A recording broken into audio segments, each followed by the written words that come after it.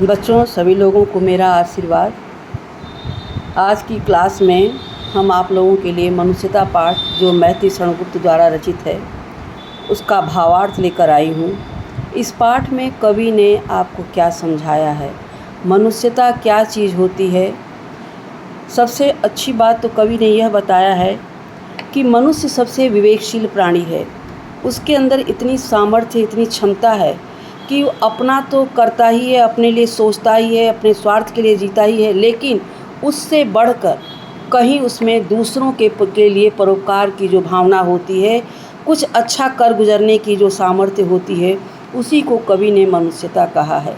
मनुष्य और पशु में अंतर ये बताया है कि पशु तो अपने लिए जीता है, उसका सारा चिंतन, खाना पीना सब कुछ अपने लिए होता है, लेकिन मनुष्य इतना सामर्थ्यवान है कि वह अपने से ज़्यादा दूसरों के लिए भी कर सकने में सक्षम है। यही मानवता कहलाती है। और इसके लिए कवि ने इसमें उदाहरण भी दिया है राजा रंती देव का, जिन्हें बहुत भूख लगी थी, लेकिन आगे की थाल को हथेली पर लेकर के दूसरे को दान कर दिया है। दधीची ने दूसरों के कल्याण के लिए अपने शरीर का त्याग किया, जिनकी हड्डियों से वज्र बना, जो इंद्र का हथियार बना, जिसको कुलिस कहते हैं। और इतना ही नहीं, ऊशी नर गंधर्व नरेश क्षितिज ने भी अपना मांस दान किया था, और कर्ण ने भी छल से जो इंद्र आए थे उनको भी अपने शरीर का चर्म दान किया। तो कवि का इसमें समझाने का तात्पर्य यह है कि ये देह जो है हमेशा रहने वाली नहीं है, अनित्य है, ये नित्य नहीं है, ये आज है कल की कोई गारंटी नहीं है।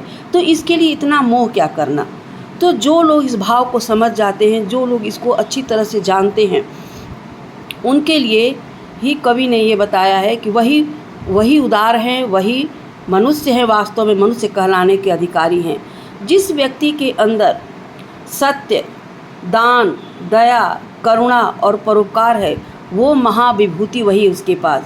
भगवान बुद्ध का जो दया का एक भाव, दया का चला था, एक बार दया का भाव उन्होंने चलाया था, तो उनके विरोध में बहुत लोग खड़े हुए, लेकिन एक समय ऐसा आया कि उनके सामने सभी लोग नतमस्तक हो गए, सभी नतमस्तक हो गए, क्योंकि उनके अंदर परोपकार की भावना थी, स्वार्थ में अंधे नहीं थे। तो एक न एक दिन उनके अच्छे कर्तव्य, किसी के भी अच्छे कर्तव्य तो उजागर हो ही जाते हैं। कवि ने इसमें यह भी बताया है कि थोड़ा सा धन आ जाने के बाद उसमें घमंड नहीं करना चाहिए, घमंड में अंधे नहीं होना चाहिए, और भगवान की दृष्टि में कुछ भी ओझल नहीं है, भगवान सबको देखता है कौन क्या कर रहा है। तो कवि इस पाठ में ये समझाया है कि ऐसे लोगों के लिए जो अंतरिक्ष में देवता खड़े हैं, वो भी नहीं भुजाएं बढ़ा करके ऐसे लोगों को ऊपर उठाने का प्रयास करते हैं और कहते हैं कि सभी बढ़ो, सभी ऊपर की तरफ उठ करके आओ, हम तुम्हारे साथ हैं। और कवि ये भी कहता है कि वास्तव में मनुष्य तो वही है जो मनुष्य के लिए अपना जीवन दान कर देता है, अपना जीवन व्यतीत करता है, वास्तव में वही मानवता है।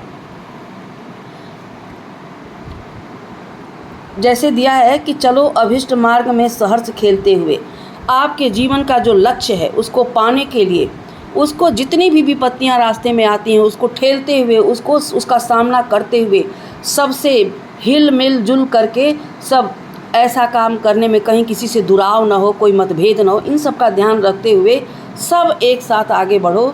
कवि के इस पाठ का उद्देश्य यही है, कहने का तात्पर्य वास्तव में वही मानवता है। बच्चों, आज बस इतना ही। अब अगली कक्षा में आपको हम अनुवाद बताएंगे एक एक पद का।